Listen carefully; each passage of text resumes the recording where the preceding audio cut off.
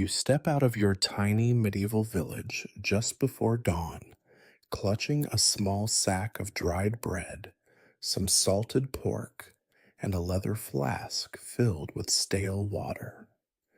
The priest's hurried blessing still echoes in your ears, mingled oddly with the crowing of distant roosters and the muffled grumbling of neighbors. Your family had watched you leave with vague skepticism. Your neighbors merely shook their heads with practiced resignation, knowing fully well that most pilgrims never quite returned the same, if at all. The path ahead is rougher than you anticipated. The sun is barely up when you encounter your first difficulty, a muddy stretch of road that looks more like a swamp than any route to holiness. Your sandals sink with every step, filling with grit and an unholy mixture of mud, manure, and something you can't and won't name. Your toes squelch uncomfortably, the first blisters already beginning their relentless torment. As you struggle onward, you notice you're not alone. A ragtag group of pilgrims trudges alongside you, all sharing the same weary expression. One elderly man, wrapped in rags that might have once resembled clothes, stares blankly ahead, muttering prayers without pausing for breath. Beside him, a woman roughly your age attempts to corral three screaming children, all inexplicably barefoot. You exchange a silent glance with her, both of you briefly united by mutual misery. By midday, your stomach gnaws itself into painful knots. Your rations suddenly seem tragically inadequate. You consider briefly pausing to run beneath an old oak tree, but as you near it, the unmistakable smell of decay assaults your nostrils. You discover a dead goat lying in the weeds, swarmed by buzzing flies that rise angrily at your intrusion. Grimacing, you push yourself onward, deciding hunger is preferable to pestilence. The sun soon transforms from ally to enemy, scorching your neck and shoulders. You hastily fashion a makeshift covering from your cloak, though it quickly becomes soaked in sweat, sticking uncomfortably to your skin. The thought of cool water fills your mind, teasing you cruelly. Your flask offers little relief, just stale, tepid drops, tasting faintly of the leather itself. Late afternoon brings a fresh wave of troubles. You've scarcely escaped the mire when a group of rough looking men appears along the roadside, eyeing each passerby hungrily. Bandits, of course. The roads are riddled with them, as if the mud and hunger weren't sufficient punishment already. You try to blend into a larger group of pilgrims, hoping to vanish amidst their misery. Thankfully, the bandits see no profit in harassing those who clearly carry nothing but dirt and despair. You trudge onward, the landscape monotonous yet treacherous, the fields around you oddly barren, filled only with twisted weeds and occasional skeletal remains of animals or forgotten implements. Farther down the road, you see ruins of a farmhouse that once must have thrived, but now stands like a grim sentinel, abandoned after plague or famine, or perhaps simply the harshness of living. Its charred walls and broken beams remind you how fragile human existence is in these brutal lands. Evening finally creeps closer, and exhaustion starts to drag at your bones, whispering temptingly that perhaps it is time to lie down, close your eyes and ignore the crawling insects that will soon come to feast.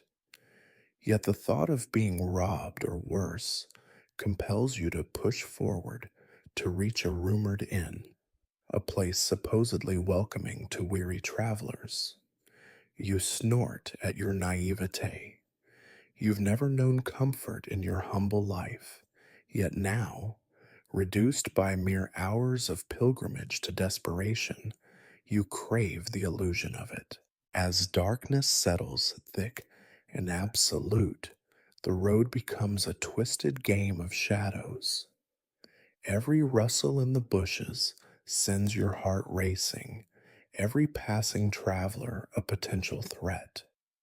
You nearly stumble over an unseen root, scraping your palm open against a sharp stone. Blood oozes slowly, mixing with the grime already embedded into your skin. You wipe your hand hastily on your cloak, grimacing as dirt stings the fresh wound. Infection, you know well, is a near certainty. Death by fever, not glory, more likely your fate. The sound of frogs croaking fills the heavy air as you cross a stagnant brook, its waters reeking and suspiciously cloudy. Yet thirst overrides caution, and you fill your flask, praying silently that the Lord might protect you, or at least delay punishment for such carelessness. You know fully well many pilgrims have succumbed to sickness from waters such as these, yet desperation outweighs prudence. Suddenly, ahead in the distance, you spot flickering lights, a roadside inn barely recognizable beneath its veneer of grime and disrepair. You quicken your pace with the last of your strength, visions of warm fires, and maybe, just maybe, a bowl of something edible flashing optimistically in your mind. But deep down, you know better. You've heard stories. Inns like these don't welcome pilgrims. They exploit them, stripping away their meager coins in exchange for watered down ale, hard bread crawling with insects, and beds more likely infested than comfortable. Still, the thought of walls, even ones crawling with vermin, feels luxurious after the open, terrifying night. When you finally step into the yard, you're greeted first by the overpowering stench, a blend of manure, rotting garbage, and human filth. Chickens run freely, fighting noisily over scraps, while a pig watches you disinterestedly from a nearby mud puddle. A serving boy, barely more than a skeleton himself, nods indifferently in your direction, wiping his runny nose on a sleeve that seems dirtier than the ground. Inside, the innkeeper looks up suspiciously, assessing you instantly as a worthless customer. He sighs dramatically, making it clear your presence inconveniences him. Nevertheless, you pay him with trembling hands, exchanging your last few pathetic coins for a bed, though bed here is generous terminology for straw-filled sacks riddled with lice. You hesitate briefly before handing over the coins, knowing you'll regret this later, but unable to resist the illusion of security. As you settle onto your dubious resting place, the day's pains settle into your limbs, joints aching, feet raw, stomach empty. Sleep evades you, replaced by a restless semi consciousness punctuated by the bites of unseen insects and the murmurs and groans of your fellow pilgrims. The pilgrimage is just beginning, yet your enthusiasm has already evaporated like water spilled on a summer day. Tomorrow, you'll rise at dawn and press onward, aware now of what awaits: more dust, hunger, and hardship. But tonight, lying sleepless in darkness, filled with whispers, snores, and discomfort, you begin to question the wisdom of embarking on this journey at all. After all, you realize with bitter clarity the path to holiness is paved less with faith and miracles, and far more with dirt, pain, and endless suffering. But at least you think wryly as something small and furry skitters across your foot. You have discovered the true meaning of medieval travel. It's best endured, never enjoyed. You close your eyes and await another cruel dawn. When dawn finally arrives, filtering miserably through gaps in the walls and roof, you wake stiff and miserable. Your bones ache as though you had spent the night wrestling demons, although in truth, the only battle you've waged was against the small vermin skittering over your feet and the constant scratching of fleas beneath your shirt. With great reluctance, you open your eyes, greeted immediately by the sullen, judgmental glare of the innkeeper's cat. Its ribs protrude through patchy fur, and its one good eye watches you with bored disdain. You sigh and stretch painfully, pushing yourself upright on the filthy straw mattress. The innkeeper is already awake, barking orders in an unintelligible dialect to the serving boy, who, bleary eyed and utterly indifferent, manages to ignore almost every command. Morning reveals the true horror of your temporary lodging: dirt floors caked with layers of filth, tables smeared with grease from countless meals long forgotten, and walls stained with mysterious patches you'd prefer not to examine too closely. As you stagger out to the common room, your nostrils are immediately assaulted by the overpowering smell of bodies, stale ale, mold, and something suspiciously rotten coming from the kitchen. Breakfast, if one can call it that, is laid before you grudgingly: a crust of stale bread, a chunk of grayish cheese marbled with mold, and a mug of what might once have been ale, now diluted into a lukewarm, bitter broth. You glance at the innkeeper hopefully, perhaps foolishly, wondering if something fresher might be available, but his expression leaves no room for debate. He stands, arms crossed, watching carefully as you nibble around the mold, trying not to notice how the cheese seems to squirm slightly under your gaze. Your stomach growls rebelliously, hunger battling revulsion. Around you, fellow pilgrims and travelers share similar fates. Across the room, a merchant loudly complains about the food's quality, but quiets quickly under the innkeeper's withering stare. Nearby, a small, exhausted looking family tries to ration a single loaf among 5 mouths. One child bursts into tears, prompting the mother to look away in weary resignation. It occurs to you how miserably universal your plight has become. Hunger, dirt, and discomfort, great equalizers indeed. As you force down the last bite of the questionable breakfast, another crisis emerges. A desperate urgency grips your stomach, and you quickly inquire after facilities. The innkeeper gestures dismissively toward the back door. You follow his vague wave to discover an outhouse, or rather a pit of unimaginable horror, barely concealed behind rotting wooden planks. The stench alone is enough to bring tears to your eyes, but necessity triumphs over dignity. You hold your breath, stepping carefully around suspicious stains on the ground, enduring humiliation as flies swarm gleefully about your face.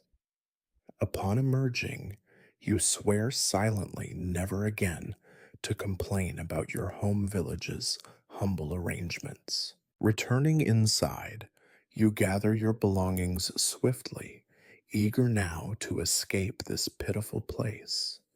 But a fellow traveler, elderly and bent with age, blocks your path, mumbling urgently about a stolen coin purse. He eyes you suspiciously, clearly mistaking your weariness for guilt. You protest innocence, knowing full well the actual culprit probably still lurks within the shadows of this grimy establishment. Thankfully, the innkeeper's cat chooses this moment to leap from the table, hissing irritably and distracting the elderly man long enough for you to escape his accusations. Outside, the morning air feels briefly refreshing, but reality swiftly returns.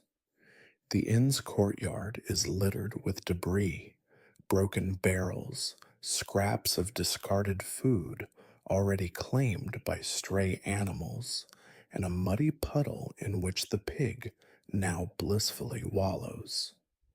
You begin walking, determined to put as much distance as possible between yourself and this squalid den. Yet, looking back, you notice the innkeeper standing at the door, eyes narrowed suspiciously, watching until you're out of sight. You shudder slightly, feeling the chill of his gaze long after the building vanishes behind a bend in the road. As you continue onward, the roads remain as merciless as ever. The sky darkens ominously, threatening rain, and you curse your luck. Sure enough, within an hour, cold drizzle begins to soak through your cloak, your clothes clinging damply to your skin. Your sandals become sodden once again, the blisters from yesterday now reawakened and angry. The miserable ache spreads from your feet upward, settling into your bones, leaving you shivering and miserable. Midday arrives with little relief, your stomach twisting painfully from the earlier breakfast. You debate stopping again, but the memory of last night's accommodations and their aftermath quickly pushes the thought aside. Instead, you gnaw miserably on another piece of tough, dried bread from your dwindling supply, praying it will stay down. By late afternoon, exhaustion gnaws deeply at you. Your legs feel like lead, each step increasingly difficult. The road ahead, however, seems endless, winding and lonely, surrounded by barren fields and sparse, leafless trees. Finally, you spot another small settlement ahead, and with it, another inn. Your heart sinks at the thought of repeating last night's horrors, but fatigue and desperation override caution. Approaching the inn, you notice it's somehow even more decrepit than the last. Its roof sags alarmingly, a loose shutter bangs rhythmically against the wall, and a suspiciously pungent odor seeps from within. A group of men, rough looking and clearly intoxicated, sit outside, eyeing you with a combination of curiosity and malice. Gathering what little courage remains, you step hesitantly toward the door, silently begging the heavens for mercy. Inside, things are predictably grim. Smoke from a poorly vented fireplace hangs thickly in the air, causing you to cough violently. The few customers present seem unconcerned by the toxic atmosphere, absorbed entirely by their questionable ale and even more questionable conversations. Approaching the innkeeper, yet another grimy, surly looking fellow, you request a bed for the night, half hoping he'll refuse. He doesn't, simply nodding towards a dark corner, indicating your quarters. Your sleeping arrangements, if possible, are worse than before. A thin straw mat on the ground, filthy blankets crawling visibly with vermin, and walls damp enough to encourage mold. You consider sleeping outdoors briefly, but rain falls heavily now, turning the courtyard into a sea of mud. Defeated, you accept your fate, collapsing heavily onto the straw. Sleep remains elusive, interrupted by relentless scratching sounds from inside the walls, muffled arguing from downstairs, and occasional drunken laughter punctuated by violence. At one point, you jolt awake to the unmistakable sound of someone retching loudly in the adjacent room, followed quickly by curses and the dull thud of something heavy being thrown. Lying awake, staring at shadows cast by a sputtering candle, you ponder grimly whether this pilgrimage, supposedly a journey toward spiritual purity, is in fact merely a cruel divine joke. Is holiness truly achievable when one's existence is reduced to endless misery and discomfort? Yet, as night wears endlessly on, exhaustion finally overtakes philosophical despair. Drifting into uneasy slumber, your final coherent thought is one of weary resignation. If true salvation is found by enduring life's harshest punishments, surely you are already halfway to sainthood. Tomorrow will bring yet another miserable road, another dreadful inn. Yet tonight, at least, you sleep, fitfully, miserably, but with a faint sense of triumph. You survived another day. In the grim calculus of medieval pilgrimage, that alone is miraculous enough. After several days of trudging miserably through countryside roads and nights spent in inns that seemed specifically built to mock your every expectation, you finally approach the outskirts of a sizable medieval city.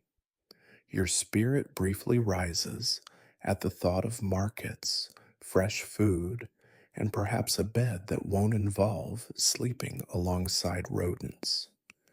But you've traveled enough now to suppress hope swiftly.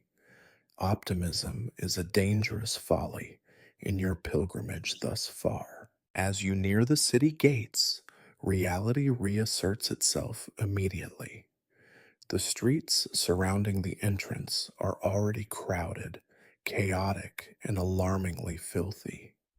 Mud and refuse create an ankle deep swamp, churned by the hooves of countless horses, oxen, and pigs that wander freely, oblivious to human boundaries. A pungent stench of rot and waste assaults your senses, even worse than the roads you've come to despise. Your sandals squelch through the grimy mixture, forcing you to hold back waves of nausea. At the city gates themselves, a trio of bored looking guards watch you suspiciously, their faces lined with cynicism earned through years of bribery and extortion. They demand coins for passage into the city, claiming it a standard fee, although you suspect this tradition is solely to line their pockets.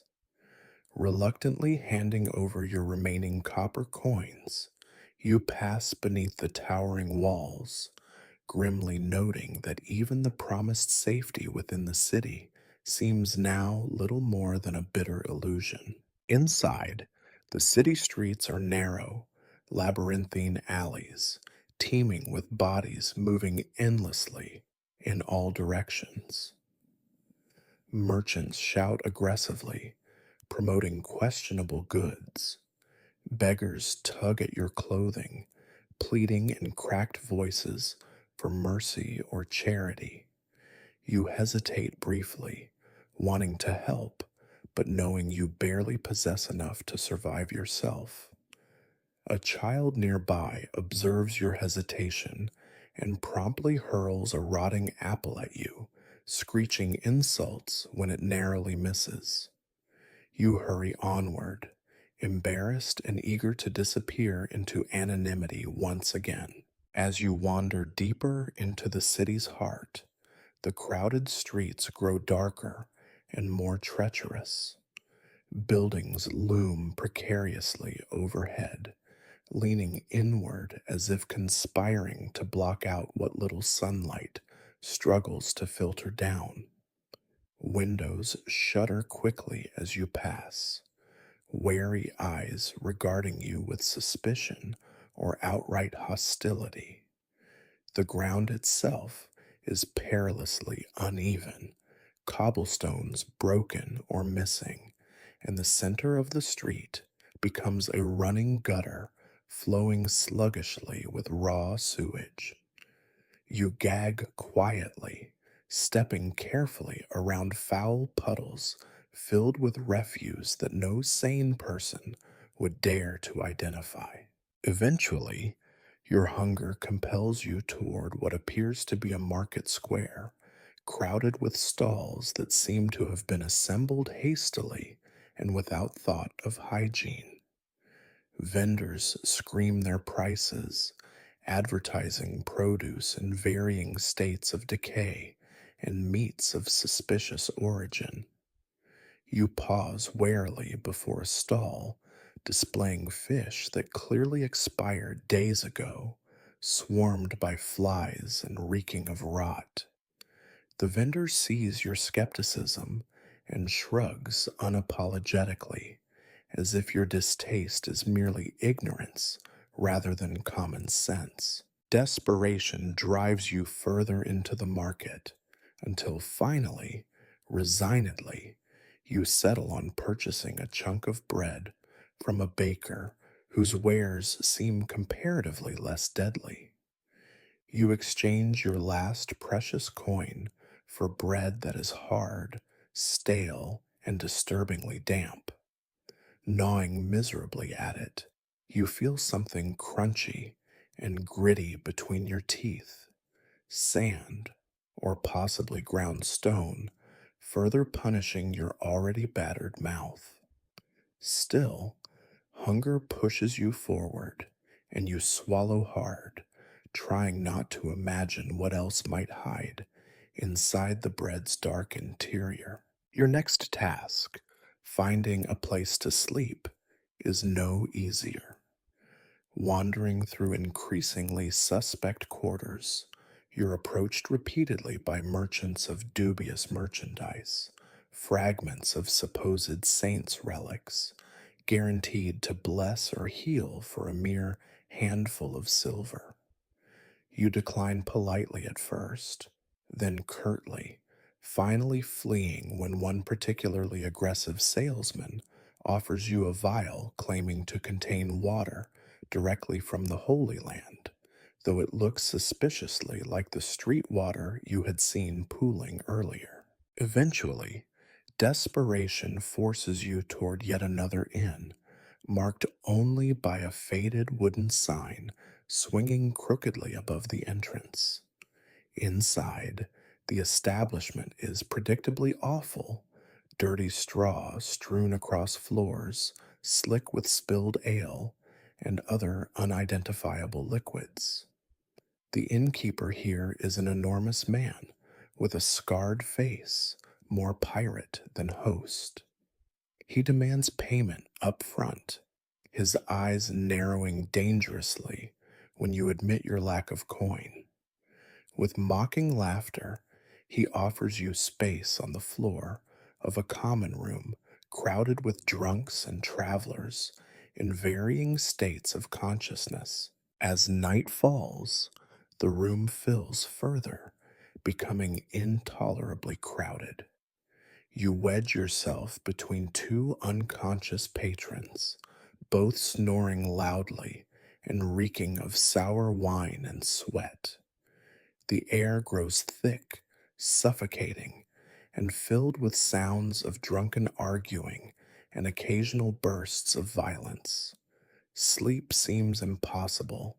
Every time your eyelids begin to droop, another fistfight breaks out, accompanied by the shattering of pottery or furniture, followed by the inevitable grunts of pain. Sometime after midnight, your half sleep is disrupted again by the sudden realization your belongings are being tugged away by small, swift hands.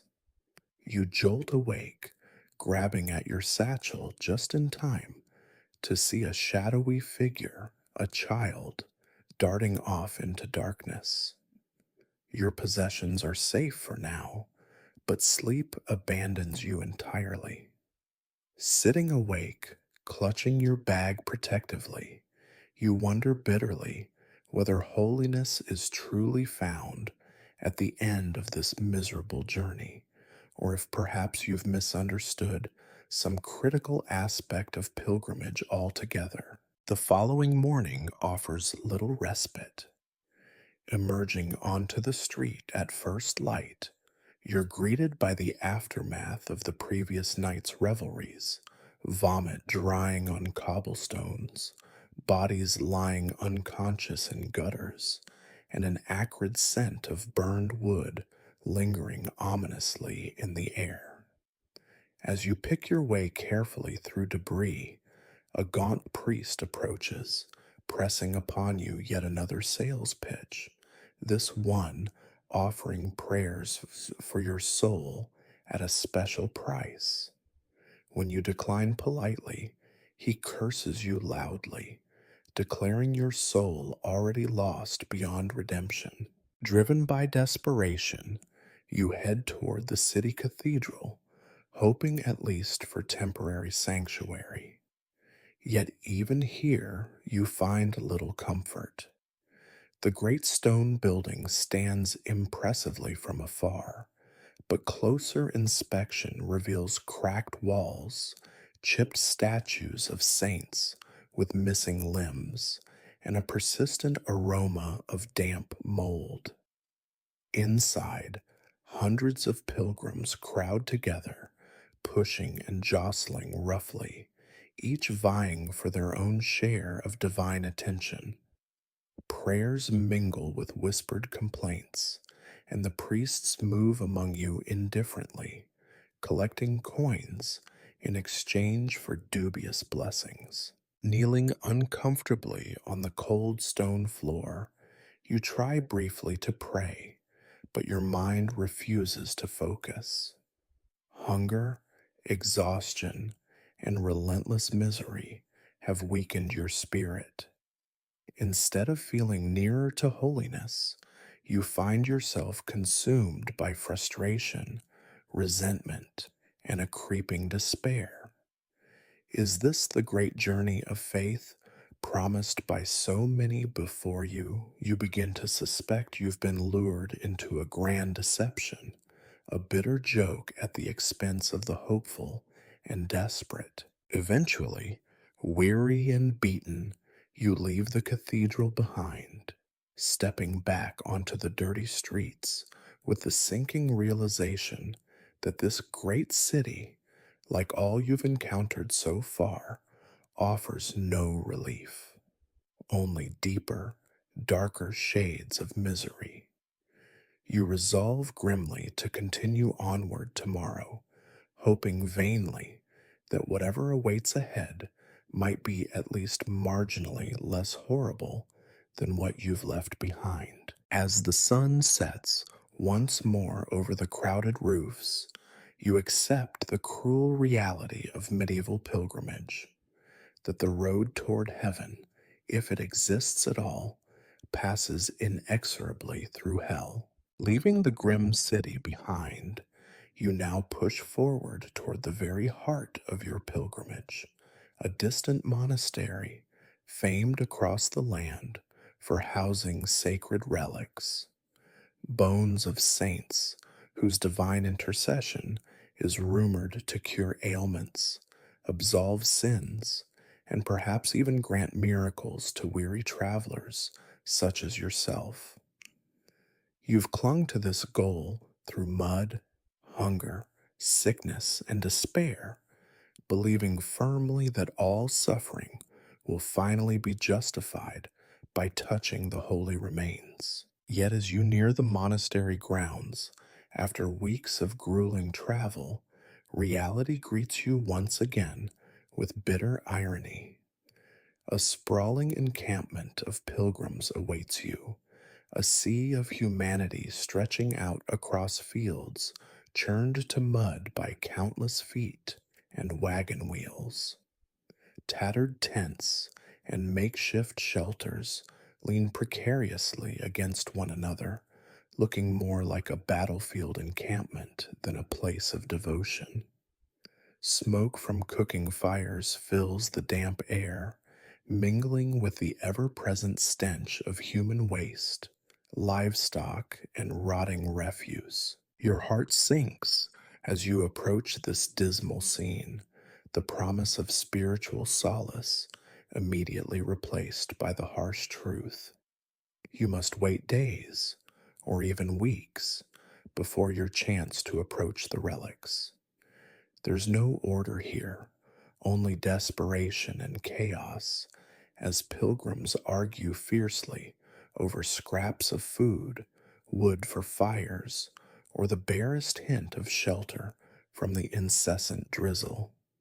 You choose a small patch of mud, resignedly spreading your cloak across it, knowing full well you'll sleep soaked, freezing, and miserable once again. Nightfall brings no relief. Instead, the camp descends into eerie silence, punctuated by groans of discomfort, muffled sobs, and prayers muttered with increasing desperation. The weather worsens, rain pours relentlessly, seeping through your makeshift cover and soaking you thoroughly. Shivering violently, you wonder how holiness is supposed to dwell in such misery. The cold gnaws mercilessly at your bones, and sleep, if it comes at all, offers little more than fevered dreams filled with visions of dry beds, warm meals, and distant comforts long forgotten. Morning arrives as a pale gray smear across the sky. Dragging yourself upright, your stomach growls painfully, reminding you how long it's been since your last proper meal. You wander through the encampment, observing fellow pilgrims who now appear less like fellow seekers and more like desperate survivors.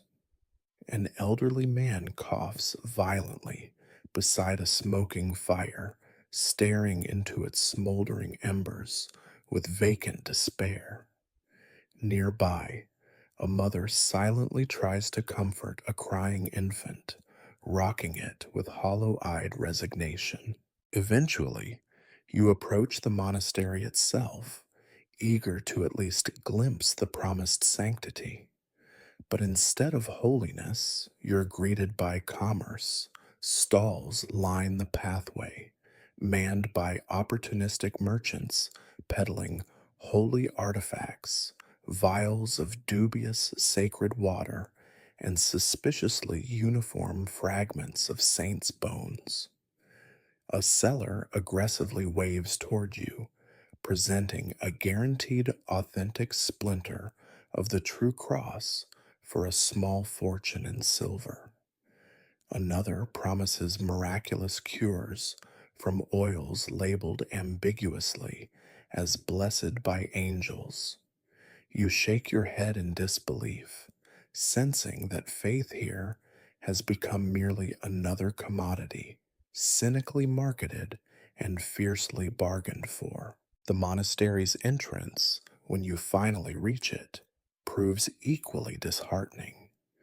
Priests dressed in opulent robes oversee orderly lines, not of devoted worshippers, but of weary pilgrims clutching purses open for mandatory donations. The entry fee, you're informed bluntly, is voluntary, yet refusing to pay ensures exile to the end of the line, an additional week or more of wretched waiting. You empty your meager remaining coins into their collection, feeling your hope dwindling with every silver piece lost. Inside the monastery, the atmosphere feels more oppressive than reverent.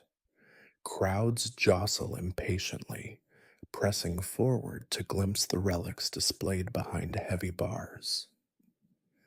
Guards, stern faced and armed, stand by, ensuring no one dares come too close.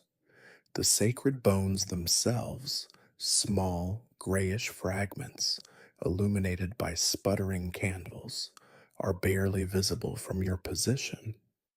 Around you, pilgrims whisper hurried prayers, their faces worn with fatigue, each desperate for something: healing, forgiveness, or simply escape from the endless struggle of their existence. Finally, your turn arrives.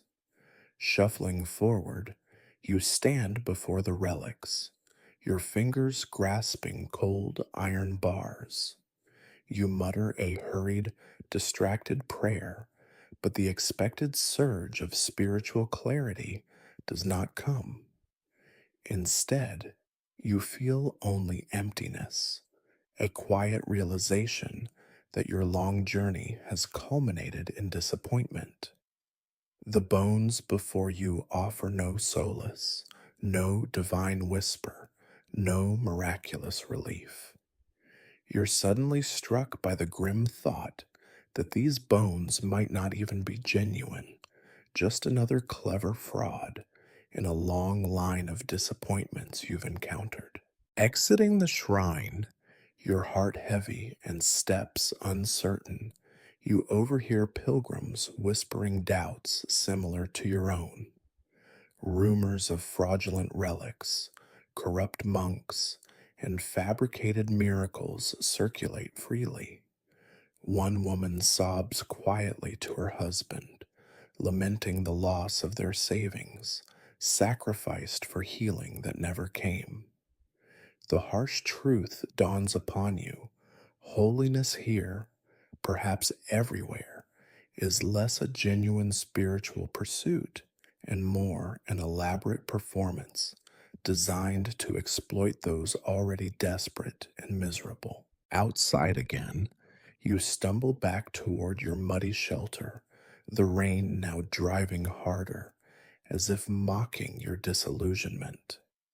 Passing the vendors once more, their relentless cries echo cruelly, taunting your gullibility. In your weariness, bitterness sets deeply in your heart. You've traveled countless miles, suffered unimaginable discomforts, only to find the very purpose of your journey hollow and deceitful. Perhaps true faith exists elsewhere, hidden quietly in hearts, rather than displayed ostentatiously behind bars and guarded by armed men. That night, lying soaked and freezing, you overhear two pilgrims discussing abandoning their pilgrimage entirely. Their voices drift bitterly through the darkness, lamenting wasted time, squandered resources, and shattered expectations. Listening, you feel a disturbing kinship. Has your entire journey been pointless? Did you truly believe that holiness, could be purchased, traded, or displayed behind locked doors. Sleep eludes you entirely, replaced by a restless contemplation of the harsh realities of medieval devotion. Pilgrimage, you've discovered, isn't a simple path to divine grace, but rather an exhausting trial engineered to punish rather than enlighten. The relics, supposed symbols of divine mercy, now seem cruelly meaningless, tokens in a grand charade designed solely to separate pilgrims from their coins and hopes alike. As dawn breaks once more, cold and gray over the crowded fields of despair, you prepare yourself grimly for the inevitable return journey. The long pilgrimage meant to nourish faith has instead starved it. All you possess now is the bitter wisdom of disillusionment, knowing that sacred bones, miracles, and holiness itself might be no more than convenient myths used to comfort desperate souls or line cynical pockets. Gathering your damp belongings, you join a slow procession of similarly broken pilgrims trudging reluctantly away from the monastery, leaving behind shattered illusions and unanswered prayers. Your pilgrimage, this great test of medieval faith, has taught you nothing of divinity, but everything of human frailty, deception, and despair. As you step onto the muddy road leading homeward, a single thought haunts you grimly. Perhaps holiness was never waiting at your destination at all, but hidden somewhere along the brutal path you now regret ever taking. Now, burdened by a heavy sense of emptiness, you turn your feet back toward the distant home you left behind long ago. The return journey feels strangely more daunting than your initial departure. Back then, you possessed at least the illusion of hope, a faith that suffering would ultimately yield reward. Now, stripped of such illusions, you face the grim prospect of retracing each miserable step, this time with no promise of relief or redemption at journey's end. The roads you previously trod seem crueler now, their familiarity taunting rather than comforting you. The mud feels thicker, the rain colder, and every mile stretches longer, each hour of travel dragging interminably. You soon realize that your body, already weakened from months of hardship, has reached its limits.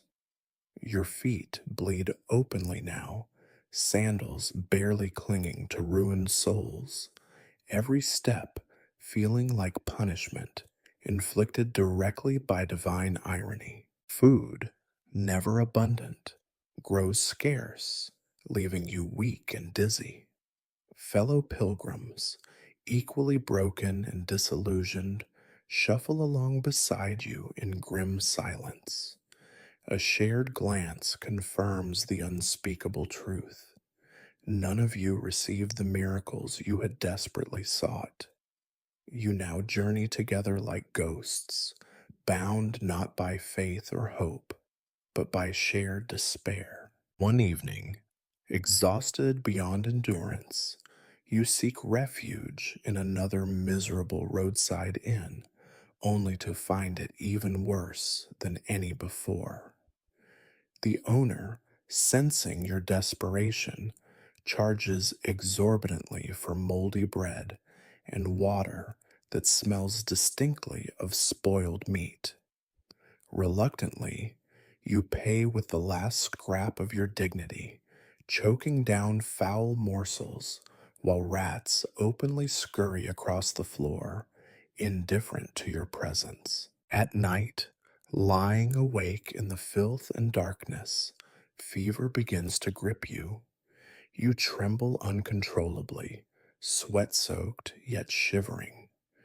Dreams blur into nightmares, visions of your pilgrimage looping endlessly, muddy roads, greedy monks, empty shrines, each moment relived as a cruel mockery. By morning, you awaken weaker, feverish, and coughing violently. Fellow pilgrims eye you suspiciously, knowing well that sickness spreads swiftly along these miserable paths. Dragging yourself onward, you quickly learn that companionship dissolves when survival is threatened. Former friends, equally ill and desperate, begin distancing themselves, viewing your illness as divine punishment. You become an outcast among outcasts, tolerated only so long as you keep your misery to yourself. One afternoon, collapsed in exhaustion beside a dusty road, you watch helplessly as your few remaining possessions are stolen by a band of young thieves. They take your food, your flask, even your cloak, leaving you shivering beneath a cruelly indifferent sky. Passers-by ignore your cries for help, viewing your plight with a blend of pity and disdain. Such is the life of pilgrims, forever teetering between hope and ruin, always closer to disaster than salvation. Days blur indistinctly. Villages pass in a haze, each indistinguishable from the last. Dirty inns, suspicious faces, and the relentless grinding routine of begging scraps from strangers who view you with barely concealed contempt. You feel yourself becoming less human, transformed slowly into a wandering shadow, a cautionary tale whispered in taverns about foolish pilgrims chasing miracles. Finally, many weeks later, your home village appears in the distance, a miserable cluster of thatched huts and muddy paths you once called home. Yet even this humble sight, once so familiar, now fills you with dread. You've returned an empty handed, carrying neither relic nor miracle, only sickness and bitter lessons. Neighbors watch suspiciously as you shuffle into the village square, their expressions a blend of morbid curiosity and smug vindication. You sense clearly their unspoken thought. We told you so. Your family welcomes you cautiously, fear mixed with pity. They whisper behind closed doors, uncertain whether your return is blessing or curse. Your fever worsens. Days spent coughing in bed follow, watched anxiously by those who secretly believe your pilgrimage angered heaven rather than pleasing it. Lying feverish, you overhear the neighbors gossiping loudly beneath your window, confidently condemning your folly. They murmur about wasted journeys, fake relics, and pilgrims who return worse than when they departed. Each word cuts deeper, yet you cannot disagree. You set out seeking miracles, but found only the stark reality of medieval life, cruel, grimy, dangerous, and unredeemed by divine intervention. Slowly, though your strength eventually returns, you find life changed irreparably. You're regarded now as a cautionary figure, a warning whispered to young villagers tempted by the false glamour of pilgrimage. The priest, who had so eagerly blessed your departure, now barely acknowledges you, visibly annoyed by your survival, proof of his empty promises. Daily life resumes its mundane cruelty, endless labor in fields of stubborn earth, harvesting crops barely sufficient to survive winter. Yet, strangely, This familiar suffering feels almost comforting after your journey's unique horrors.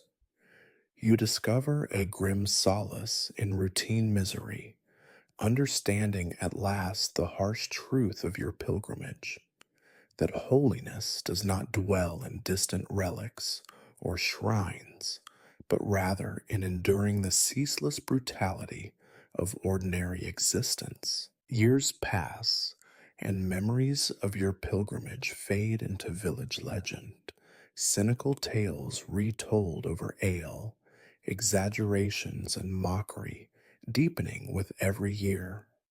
Yet, secretly, villagers still seek you out in quaint moments, asking privately about the relics, miracles, and whether any holiness truly exists beyond their own bitter lives.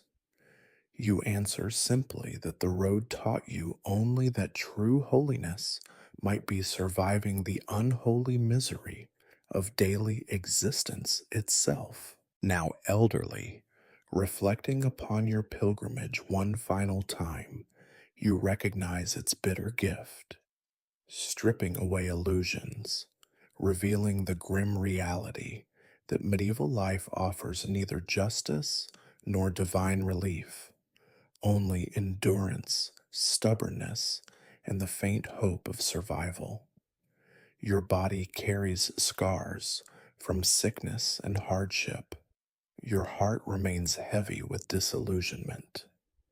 Yet you also carry a perverse pride, knowing that though heaven offered no reward, neither did earthly trials entirely break you. In your final days, villagers gather around your bed, no longer mocking, but quietly respectful, aware now of the silent strength required merely to survive.